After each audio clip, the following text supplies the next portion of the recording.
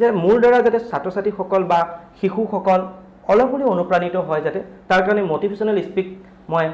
বা মটিভেশ্যনেল কথা লিখি যাম আৰু সমাজৰ হকে বা অসমীয়া ভাষাৰ হকে মাত মাতি যাম আৰু আপোনাক মই কথা এটা শুনো আপুনি যেহেতু মটিভেশ্যনেল কথা কয় বা শিকায় ল'ৰা ছোৱালী তেতিয়াহ'লে এটা কথা মই আপোনাক সুধিছোঁ আজিৰ যুগত এজন পুৰুষ বা নাৰী এজন নাৰীক যদি পুৰুষে মানে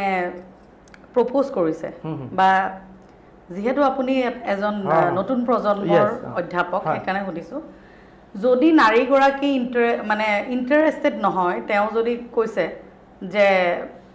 নিগেটিভলি তেওঁ লৈছে যে ক'লে যে নাই ইণ্টাৰেষ্টেড নহয় তেতিয়া পুৰুষজনে যদি তেওঁৰ বদনাম কৰিছে বা বেয়া কৰিছে সেইটো কৰা উচিত নে আপুনি পুৰুষ হিচাপে কি ক'ব অথবা পুৰুষৰ ক্ষেত্ৰতো যদি এনেকুৱা হয় নাৰীগৰাকীয়ে যদি মানে তেনেকুৱা কৰে বেয়াকে বদনাম হয় কিন্তু সেই কথাটোৰ ওপৰত আপুনি কি ক'ব চাওক এটো নিজৰ বিচাৰ্য মানে নিজৰ বিচাৰধাৰাৰ ওপৰতে প্ৰথম নিৰ্ভৰ কৰে মইতো কেতিয়াও সমৰ্থন নকৰিলো যদি এজন পুৰুষে নাৰীগৰাকীক বা এগৰাকী ল'ৰাই ছোৱালীক যদি প্ৰস্তাৱ বিচাৰো সেই প্ৰস্তাৱটো নাকচ কৰিছে সেইগৰাকীয়ে সেই নাকচটো মানি ল যে মোৰ তেওঁ চাগে ভাল লগা নাই মানি ল কাৰণ আৰু সেইটো সুযোগ লৈ বেলেগ ধৰণে তেওঁক ট্ৰল কৰাটো মই নিবিচাৰো কেতিয়াও তেওঁক বদনাম কৰাটো কেতিয়াও নিবিচাৰো এইটো পুৰুষে হওক নাৰীয়ে হওক আৰু পুৰুষ নাৰী বুলি ইয়াত ভেদাভেদ আনিব নালাগে আৰু এইখিনিতে মই আৰু এটা কথা মোক অধ্যাপক বাৰে বাৰে কৈ আছে বাৰু ঠিকে আছে কিন্তু মই অধ্যাপক বুলি চিনাকি নিদিওঁ নিজকে মই মানুহ হিচাপেহে দি আছো মানুহ হিচাপে দি আছো সি অধ্যাপক হ'ব পাৰে সাহিত্যিক সংস্কৃতি হ'ব মই অকল অধ্যাপক কৰি আছো যে ছাত্ৰ ছাত্ৰীক পঢ়াইছো এইটো নহয় মই আপুনি জানে চাগে নাজানো মই ৰাজনৈতিকভাৱে সচেতন কিন্তু অৰ্থনৈতিকভাৱে ভাৰতৰ অসমৰ কিন্তু মই প্ৰত্যেকটো বস্তু মই নিৰীক্ষণ কৰোঁ আজি চৰকাৰখনক মই নিৰীক্ষণ কৰি আছো বিভিন্ন ধৰণে বিভিন্ন সময়ত মই সমালোচনা হৈ আছো মই ফেচবুকত লিখো বহুত লিখো চৰকাৰৰ বিৰুদ্ধেও লিখি আহিছো চৰকাৰৰ ভাল কামবোৰ কিন্তু প্ৰশংসা কৰিছো আৰু বেয়া কামবোৰ কিন্তু মই বিৰোধ কৰিছো একে মুক্ত মনে কৰিছো ভাল লাগিলে কথাখিনি জানি আচলতে কি হয় এইটো খুব ভাল কথা মানে কি কয় মানুহৰ আসলে চিন্তাধাৰাবিলাক মানে সদায় মানে দৰকাৰী আৰু আপোনাৰ আমাৰ যিসকল গেষ্ট আহে এই অনুষ্ঠানলৈ প্ৰত্যেকৰে পৰা এটা মেছেজ বিচাৰোঁ গতিকে আপোনাৰ পৰাও এটা মেছেজ বিচাৰিছোঁ আমাৰ ছাত্ৰ ছাত্ৰীসকলৰ কাৰণে মই মেছেজটো দিয়া আগতে মই মোক এইখিনি অৱস্থালৈ উপনীত কৰোৱা মোৰ পিতৃ মাতৃ মোৰ অনুৰাগীসকল আৰু মোৰ ছাৰ বাইদেউসকল আৰু নিবাৰণ দাৰ কথা ক'ব লাগিব মই পাহৰি গৈছিলোঁ নিবাৰণ দাই মোক এই কেৰিয়াৰৰ ক্ষেত্ৰত বহুতখিনি সহায় কৰিছে আৰু তেওঁ খুব ভাল মানুহ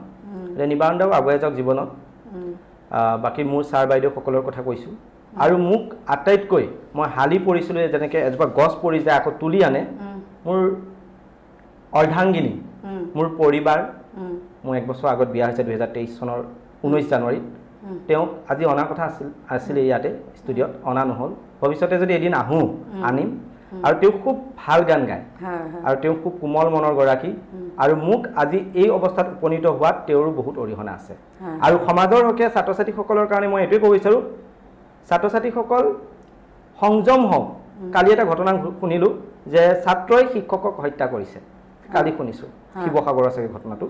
গতিকে এনেকুৱা যাতে নহওক তেওঁলোক সংযম হওক যুৱ উশৃংখলতাটো কিছু কমক সামাজিক মাধ্যম ব্যৱহাৰ কৰক কিন্তু বেয়াখিনিক আওকাণ কৰি সমাজৰ ইতিবাচক দিশবোৰ গ্ৰহণ কৰি তেওঁলোক আগুৱাই যাওক আৰু তেওঁলোকৰ হকে মানে মই সদায় মাত মাতি আহিছোঁ মাত মাতি যাম ছাত্ৰ ছাত্ৰীসকল মোৰ প্ৰিয় বুলি কওঁ যেনেকৈ হীৰেণ ভট্টাচাৰ্যই কৈছে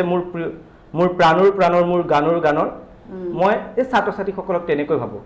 আৰু বিশেষকৈ মই নাৰীসকলক সদায় সন্মান কৰিব লাগে নাৰী শক্তি দৰ্পণ শক্তি আমি আইনাত নিজৰ মুখখন দেখা পাওঁ আৰু নাৰীসকলক মই এই দৰ্পণত দেখা পাওঁ তেওঁ দৰ্পণ শক্তি কাৰণ এজন ল'ৰাক শিক্ষিত কৰা মানে এজন পুৰুষক শিক্ষিত কৰা কিন্তু এজনী ছোৱালীক শিক্ষিত কৰা মানে এটা পৰিয়ালক শিক্ষিত কৰা ভাল লাগিলে আজি আমাৰ এই অনুষ্ঠানলৈ আপুনি আহিলে আৰু আমাৰ আচলতে সময়ো হৈ আহিছে গতিকে আপোনাক আকৌ কেতিয়াবা লগ পাম আৰু আপোনাৰ যিখিনি কৰ্ম সেইখিনি সুন্দৰভাৱে কৰি যাওক আমাৰ ফালৰ পৰা বহুত বহুত শুভকামনা থাকিল আপোনালৈ দৰ্শকসকল আপোনালোকৰ আজিৰ